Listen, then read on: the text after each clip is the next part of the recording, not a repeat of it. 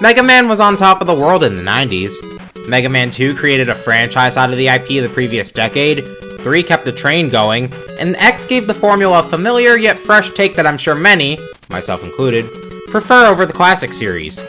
When you have a successful franchise, the spin-offs are bound to come with them. We already had handheld tie-ins, some arcade cabinets, DOS games no one remembers, and a soccer game no one wants to remember. And in 1997, Capcom added to the group with Mega Man Battle & Chase for the PS1. Now, while Mega Man wasn't the international icon that Mario was, he still had, or rather has, a recognizable face. A well-made racing game in the series has a good shot at gaining market share the same way Mario Kart did. Son of a bitch. You know, for a series with over 1 billion legacy collections, it's really hard to get 90s Mega Man content. Sony wasn't big on the game in lieu of the many other mascot racing games on the market, apparently. To which I say bullshit. Sure, racing games were a dime a dozen, but in terms of kart racers specifically, Mario Kart 64 and later on Diddy Kong Racing were the only ones with any worthy pedigree that Battle & Chase had to compete with. You were 2 years late, shut up. With the right quality, Battle & Chase could have given Mario Kart a run for its money. Man, doesn't that sound familiar. 13 months later, an English version was released in Europe, but in the time it took to cross the sea, 2 Gen X folks met, took a trip to Albuquerque, and taught me how to exist. In January of 2006, the game finally reached us through the Mega Man X collection on PS2 and GameCube, unlocked after beating the SNES games. I would have had an X costume if they were easy to make. Before we begin, I'd like to give a shout out to the Mega Man Help Page forum for their wonderful guide on this game. You won't find a better one anywhere else. Beginning the game with a fun riff, we have your typical modes. The Grand Prix is the campaign, Versus is your standard mode, time trial, and options. Pretty basic all things considered. Being a PS1 game, there's no online, but there's no guarantee you'd know what living is anyway. Logic dictates that we start with the Grand Prix first. We can choose between the 10 default racers, which include the primary player characters, Roll, and some fan-favorite robot masters like Gutsman, Iceman, Quickman, Shadowman, Napalm Man, and... You'd think an evil genius would have thought about... The Battle & Chase competition has come to town, and the winner will get 10 million zenny, a currency I don't think we ever heard of before or since. Each character has their own reason for participating. Gutsman wants E-Tanks, Iceman wants a vacation, Bass and Quickman want to stroke their robot tanks, and Springman wants extra parts so he can stay stable. I think it's pretty obvious who I'm gonna go with. Springman! That's right, fools! Utter perfection the guy is! The best character gets all the recognition! Woo-hoo-hoo-hoo-hoo! But for real, even without the costume, this was a simple deductive process. Too perfect, don't care, you had your time off camera, shameless clone, you lose the money, I pity your ending, you're defenseless, you drive a frog, Dr. Light fixes the computer himself, rendering your reason for participating entirely pointless. And that leaves Proto Man anyway. What's he even here for? Proto Man is essentially a Mario Kart heavyweight. By default, he has the best speed and worst acceleration of the regulars, and his tires make his handling solid. I say by default because this game does a lot to be faithful to the Mega Man formula. Even though there are clear differences in difficulty, you can choose any course in any order you want, and get to take a part from your beaten opponent. For the sake of scale, I'll go by order of difficulty. What do you know, I already feel dirty for doing that. Here we have Roll on the street course. Getting into the race, I had Genso's Skydrift all over my mind. In that game, you had magic meters to fill up and summon items. In this game, you shoot or run over metals and traffic cones to shave your waiting tally here. Once it's down to 0, you get an item. They're certainly a mixed bag. The Usaishi and Tele are reskins of the Star and Lightning from Mario Kart. Actually, comparing the Usaishi to Mario Kart Wii's Mega Mushroom is a better comparison, because the Tele can still hit you strangely. The Remote Mine is like a banana and a Bob-omb mixed together, only you can choose when it goes off. It's great for when you're in first, worthless any other time. The mine places mines where the enemies would be, and unless you have certain tires, this is wildly situational. The last few items are more indirect. Briefly disabling the other player's attack, adding 10 to their weight tally, destroying their item if they have one, And the strangest item here, the Tripler. It'll triple the length of your next item. It's great if you follow it up with a Nusaishi. Not so much if you're manning a character with poor acceleration, passive tires, and your Tripler is followed up with the Mine. You know, like Proto Man. Yeah, a mixed bag. The items aren't too strong on their own, but it's when they're used in conjunction with your special attack that can cause familiar chaos to sprout. Every character has a special move tied to their Kart's body. For Proto Man, he'll change his shield's position. If this meter is full, he'll launch a homing charge shot instead, effectively being a red shell. The shield barely matters, but the charge shot is great! Mostly! I guess I shouldn't be surprised. This was back when red shells were as smart as green ones. Back to the shield, Proto Man is the only character who will slow down from running over metals, but he only does so if the shield is on the back. Depending on your skill, you might not be at risk of a back attack anyway. With his weird shield, high speed, and low acceleration, Proto Man is a bit of a skill ceiling compared to other characters. My opponent here is the exact opposite. Rolls for beginners. She can jump over things, her engine goes faster when not in first, her wing gives her the best handling, and her tires are immune to dirt and don't drift. The only apt comparison I have for drifting in this game is the automatic kind from Mario Kart Wii. You'll begin to turn sharper, but you can't build a speed boost. Trying to brake in order to drift doesn't make a difference either. I am disappointed, but name me a racing game that did drifting right in this era. Besides the one that was 2 years late. Roll's engine will keep her from keeping first for long, but if you can get around that, it's amazing how much her jump trivializes some courses, even if it leaves her without a projectile. The street course is pretty simple. It's a square with unobtrusive obstacles. Dirt will usually slow you down, but it's easy to stay out of, and there's one small D zone near the end that slows you down more. It also comes after a large-ass drop. I made a little girl cry. And that's why I'm a badass! None of Roll's parts are super useful for me, but since I haven't faced Gutsman yet, her tires will help for his course. Gutsman is pretty slow. On the road. But that's his only big flaw. He doesn't get hurt as much by mines, he doesn't slow down as much from hitting walls, his engine makes him faster on slopes, and he goes faster in the dirt. He's got some good attacks too. Earthquakes with a charged meter, and his super arm is one of the few attacks that can make you dizzy and mess with your controls for a few seconds. I genuinely didn't think I'd gush about Gutsman in any context, but here we are. The mountain course is incredibly easy as long as you have some kind of dirt-resistant tires, but the mines around the dash panels may break your flow a bit. Speaking of which, I took the press tires from him along with his hopes and dreams of E-Tank hoarding. Now onto the Crystal Course, where Shadow Man awaits. He's fast in every sense except for actually moving fast. Good acceleration, a wing that speeds up the special meter, and tires that recover fast from spins, but ho-hum speed. Going through his course and phasing him is easily one of the harder races you'll do. His Shadow Blades don't cause you to spin out, but they'll slow you down like you were hit by lightning, and he can recover from a good charge shot quickly. The Crystal Course is a bit of a jump in difficulty too. Between the slanted curve, the dirt and ice, and the occasional metal dildo getting in the way. My girlfriend read this over my shoulder and said spot on. Shadow Man will put up a tougher fight than most, especially in rematches. I shouldn't be surprised.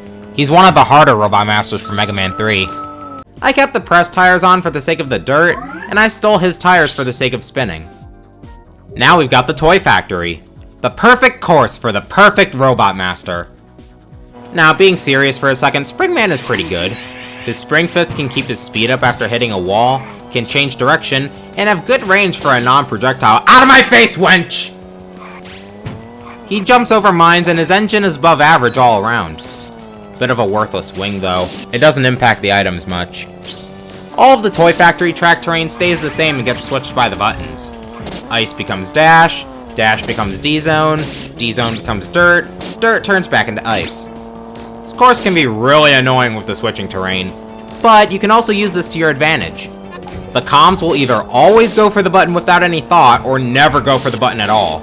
So using tires that help you while the others are hurt can get you far ahead, even in rematches.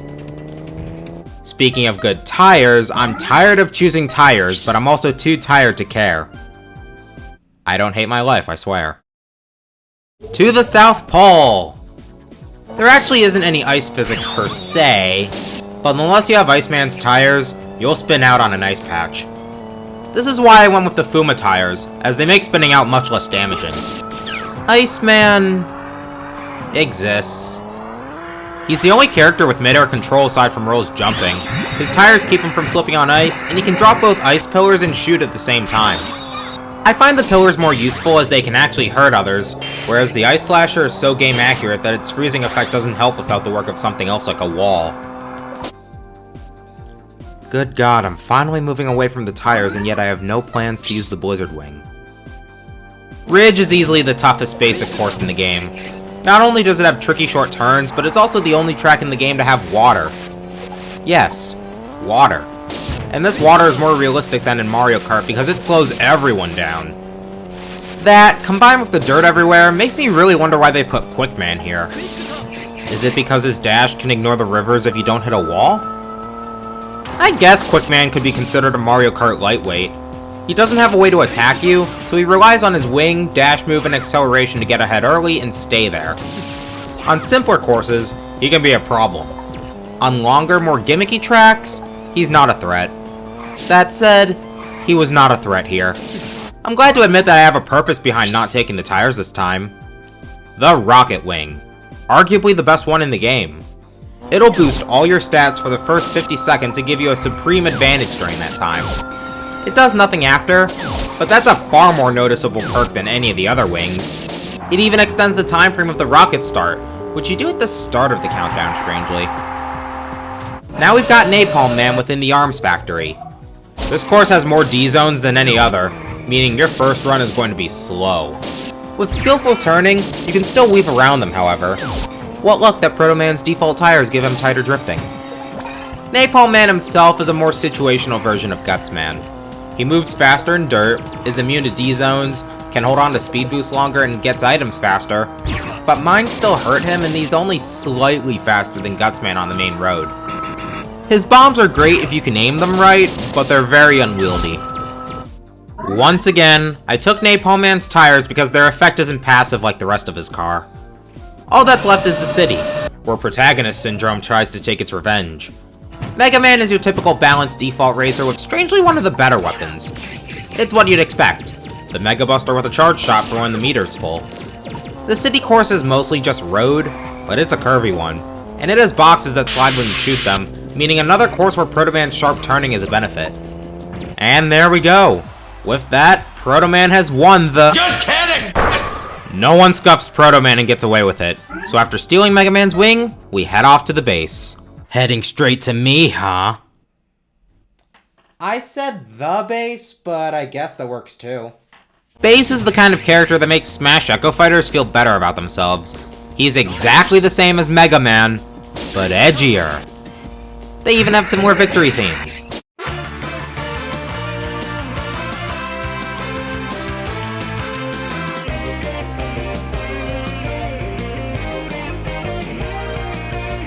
The base course itself isn't really anything special.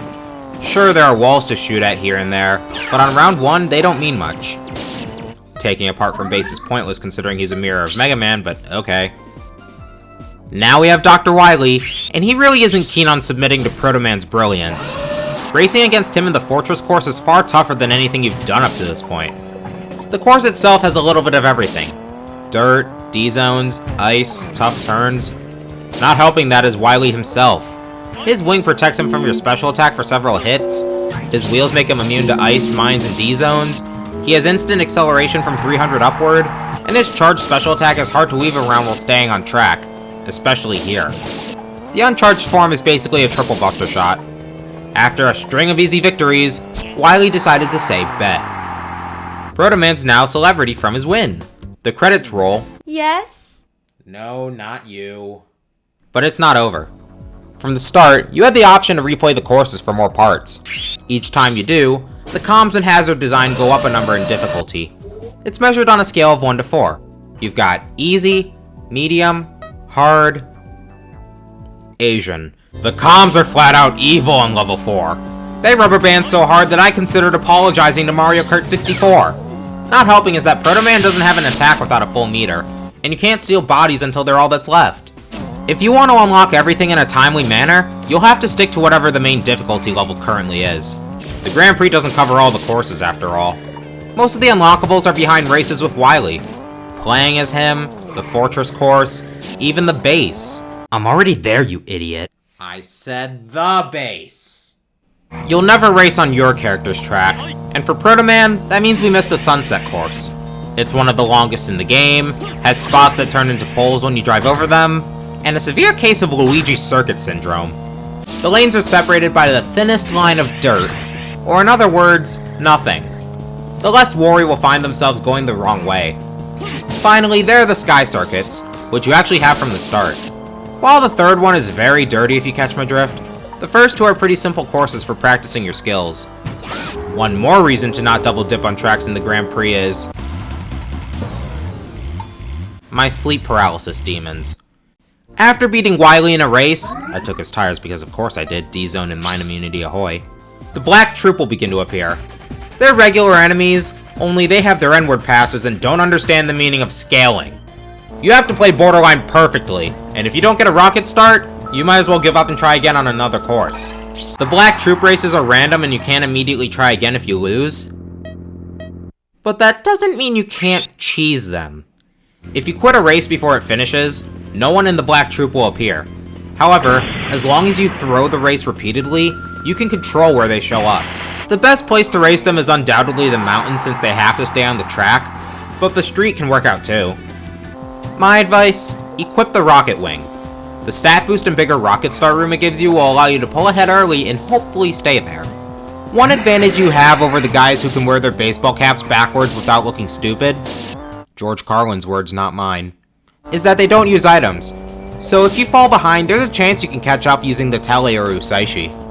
I faced Black Joe on the mountain, the Black Roaders on the street, and while I tried the Toy Factory for the Black Devil, he's not even black. Anyway, the Toy Factory didn't work out, so I just went back to the mountain. The last one is a group effort, and thanks to the walls getting in everyone's way but mine, I was just barely able to win at the base. I would have kicked their asses easily. Shut up! When you beat them, they'll each give you a secret about the game's controls. It's actually how I knew how to rocket start. By the way, the timing for this is way too tight. If you don't have the rocket wing, good luck! The others are kinda cryptic to perform and aren't as helpful, sadly. You gotta love the Mega Man 2 remix they made for when the Black Troop shows up, though. Yoshinori Ono. Yes, the same one who produced the majority of Capcom fighting games in recent years. Why did he go so hard on the soundtrack?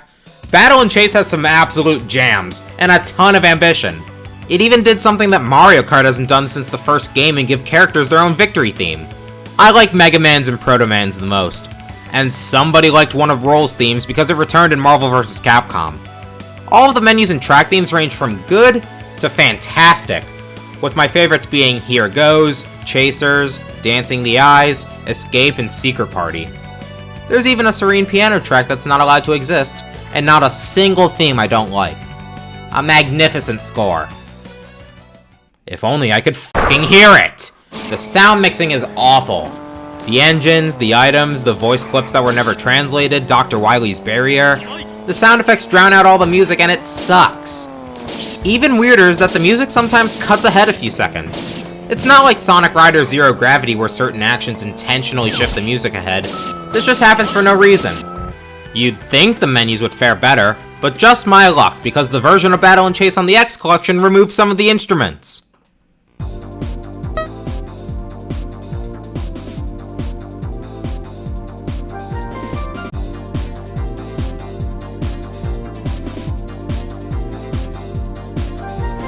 Really thinking about it, this version of the game is clearly rushed.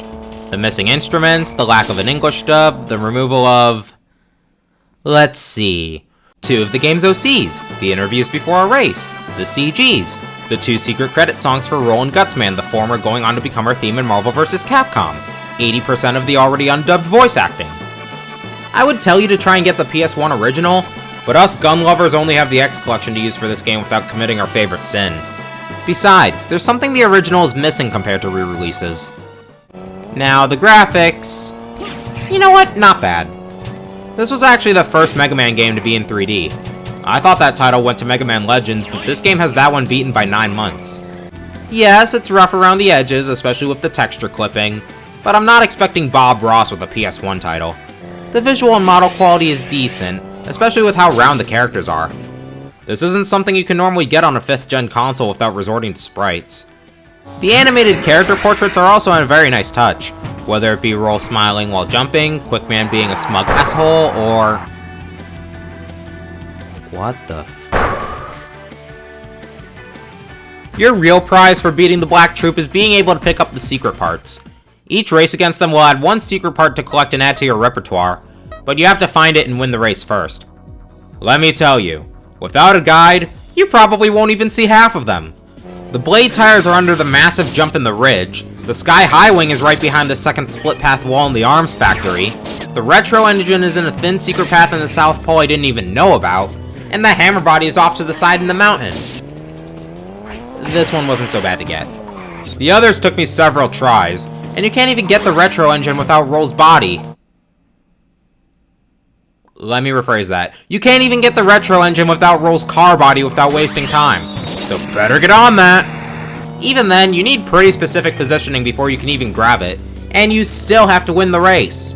This was the only time I faced someone at level 4 early, and it took me over half an hour just to win. Stop jumping! The parts are pretty good though.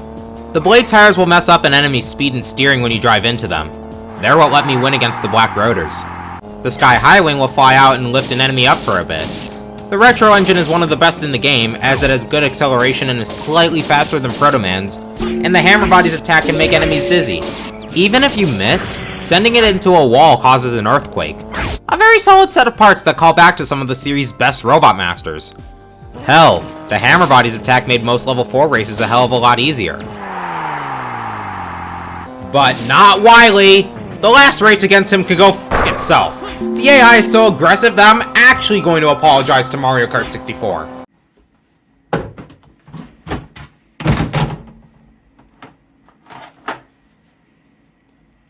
I'm sorry. There's not one tire that protects you from everything, meaning you'll have to slow down in the dirt, slow down harder in the D-zones, or risk mines. This, combined with the lack of good drifting in the rubber band AI, makes it impossible to keep a good lead. Even a hammer strike to the face will only keep them down for a few seconds, and even if you get lucky enough with timing a wall strike so that you can catch the AI on this wall, Wily can still throw you off with his bomb blast. Yeah, when I use it in versus mode, it doesn't mean shit, but when it's against me, it caused me to just barely lose races several times. If an enemy gets too far ahead, by the way, you pretty much have to give up. Better items are harder to come by in the Grand Prix from my experience, so the ×3 telly that could slow them down long enough for you to catch up ain't happening. It took me nearly an hour and a half just to beat Wily for the last time. Nearly an hour and a half on one character, one course, the same rhythmic explosions every 4 seconds. But let's think for a second. I know I already said the villain courses are locked behind beating Wily more than once, but getting every part in the game? That includes the extra parts, which are placed in borderline cryptic spots. You have to join the rubber banding rodeo in order to even have a chance to find them. There's no say for when you can join unless you know how to manipulate them, and the comms are going to be on normal mode at minimum. So here's the million-zenny question. Is it worth it? The answer is yes and no. Getting all the secret parts unlocks Duo, and the 4th one against Wily unlocks the space course that he's associated with. The space course is weird.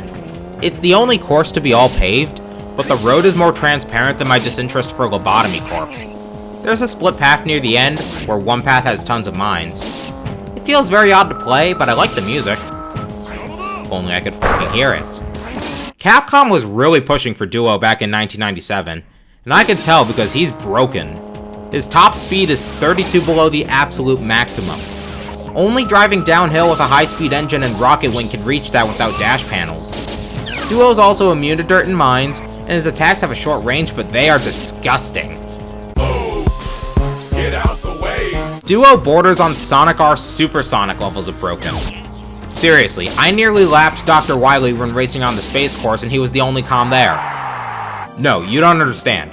I barely won a race as Mega Man against Duo on easy mode. No, I can't stress this enough. My girlfriend won playing as Duo and she's barely even played the game. And that, of course, is why he's barely in the game at all. In order to play as him in the PS1 version, you had to hack it. There was a select edition where he was available by default, and overseas, we have cryptic conditions for Mega Man's Rosalina before Rosalina was a thing. It's like playing as Balan in Balan Blunderworld, only it makes sense this time. And yet, everyone else is actually pretty balanced. The other characters have their own strengths and weaknesses that, while giving each of them an advantage in one or two courses, isn't enough to be game-breaking. Even Wily isn't broken. The wheels slow him down slightly, making his top speed pretty average by itself.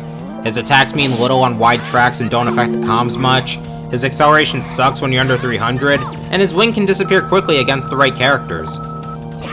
Truth be told, emulation is probably the best option for Battle and Chase, unless you live in Japan and have access to it through PlayStation Network. As a whole, I think what we could have is stronger than what we got. Don't misconstrue me. This is a pretty decent game with an excellent soundtrack, and there are some aspects I actually prefer over Mario Kart 64 as long as I'm not referencing Stephen He. Emotional damage! However, this game is far from perfect. The handling could be a lot better, the comms could be better balanced, have some more unique items, not rush production the one time we get an overseas copy. It makes me sad, to be honest. Mega Man has so much potential as a racer if Battle and Chase is anything to go by, but seeing as this game is more obscure than the freaking Game Gear title, this will probably be all we get. If someone can point me in the direction of polished racing fan games, I would greatly appreciate it. As it is, if this is the only racing game we'll ever have, I say it was a good attempt. Not exactly the most orthodox Halloween special, but there you go. You can leave now.